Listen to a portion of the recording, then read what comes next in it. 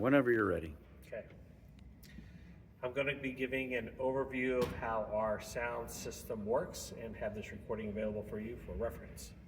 First thing we're going to talk about is this is our sound system.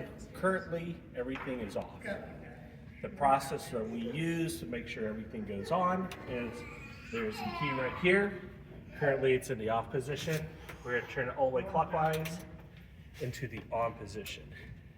Everything is actually set up to a sequencer, so it'll slowly turn everything on in the system.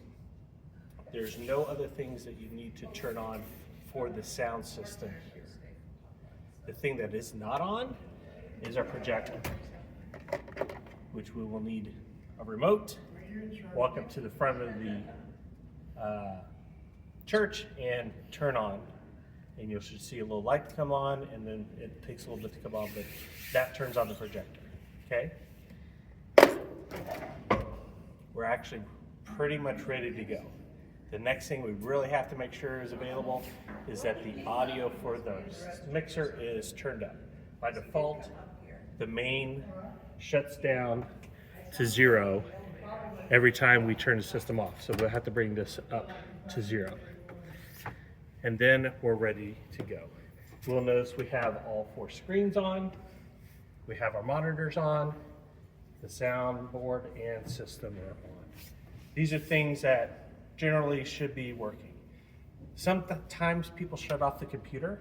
Let's show you where the computer is.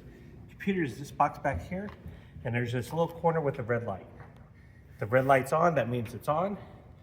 If there is no red light, that means the computer is off. My suggestion is don't turn it off. People tend to shut down the computer at the end, but we don't need to worry about that. We can just leave it on all the time. All right. That's the basics of getting everything turned on. Now I'm just going to point out some specifics, starting from this side going around. If someone comes in with a USB stick and needs to put in a USB for like a PowerPoint or anything like that, this is our extension. This is also what we will use for our presenter. If you need a clicker, we put in this little doohickey that communicates, so if someone needs a clicker at the front. That goes in the... And that will go into this USB slot whenever you need it. Computer setup is normal. We do have the announcements where you might need to make adjustments.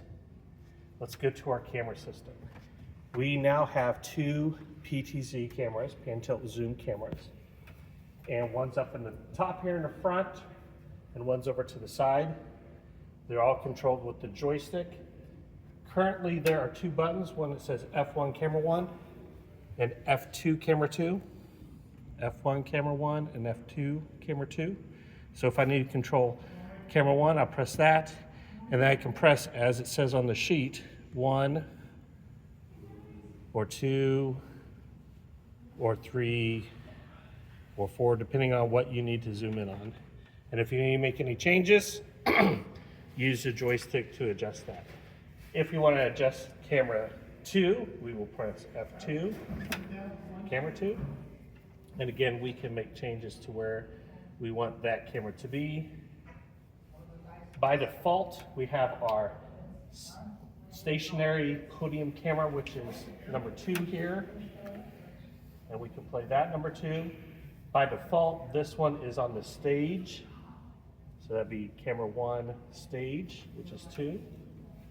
And by default, camera 2 over here, the 3rd position, is set for the congregation. So if you don't want to mess with any of the cameras, you have a podium, stage, and congregation cameras. And then our 4th one is by default the computer. So whatever's on the computer is in there. Now we'll move over to the switching of cameras.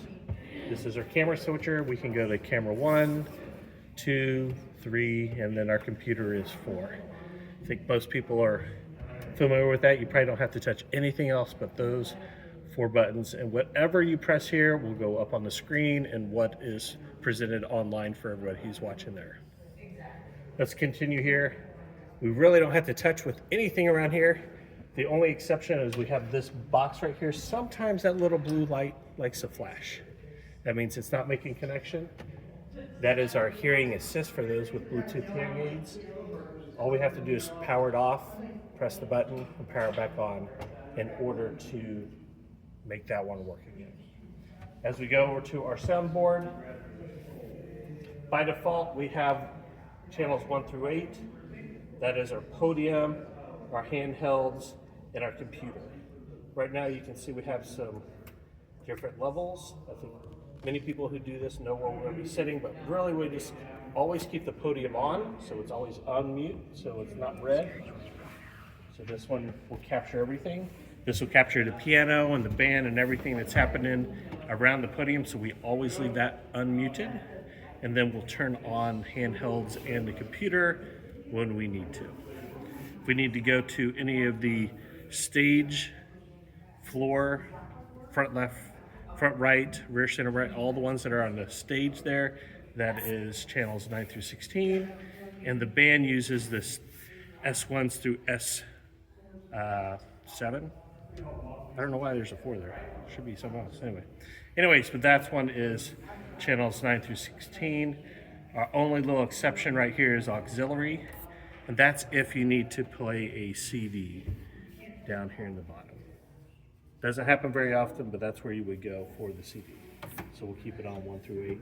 And all we're really doing is adjusting the volume and muting and unmuting our soundboard. And you have a regular CD player. Yes, we have a regular CD player right here. This little slot right here, you can put it in. It takes a little bit to understand it, so you should be here early to practice and make sure you understand how to change and search for those different things.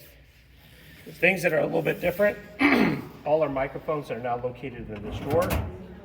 All our wireless and our handhelds, and then the wireless ones packs. Note we do have a cord right here if someone has like a guitar, electric guitar they want to do wirelessly, or if somebody has some kind of digital saxophone they want to play, you can use that with one of these handhelds. And we do have some organization within our drawer.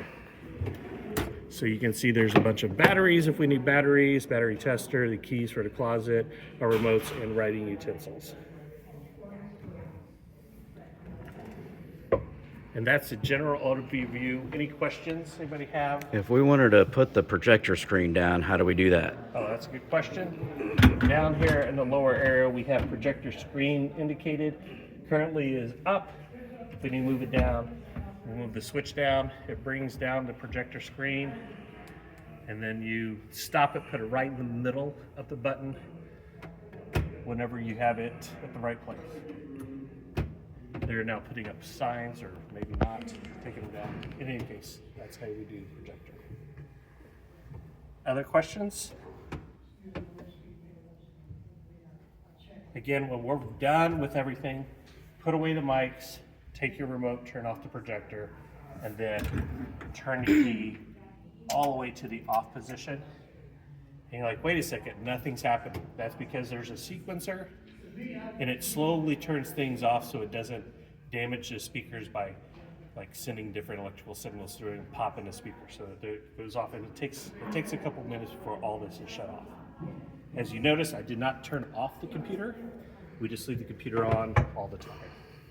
Sonny, I've got a question. Question, yes. So if there are slides being projected and then there are people up on the stage, what is the sequence? Do you show the slide for a few seconds and then go to the people that are up there? So like if someone is preparing slides that tell each part of the service, so how long do you leave the slide before it gets That is up to the person who's running the system. Since they're running everything, if they want to show what's up there first and then switch to the people doing it, that is them. So just know if you're a planner and you're planning more complicated transitions with all those types of things, communicate with your AV tech person and let them know how you would like that done. That does add more challenges because you have to go back and forth between the different things, but we're pretty confident AV techs, and I think most of us can probably handle that. I just noticed I was at home sick one day and I never got to see the people Yeah. that were up there. there, just the slide. Yep. So, And so that's one things we have to be aware of for AV people. It's like whatever's on the slide is what people see at home.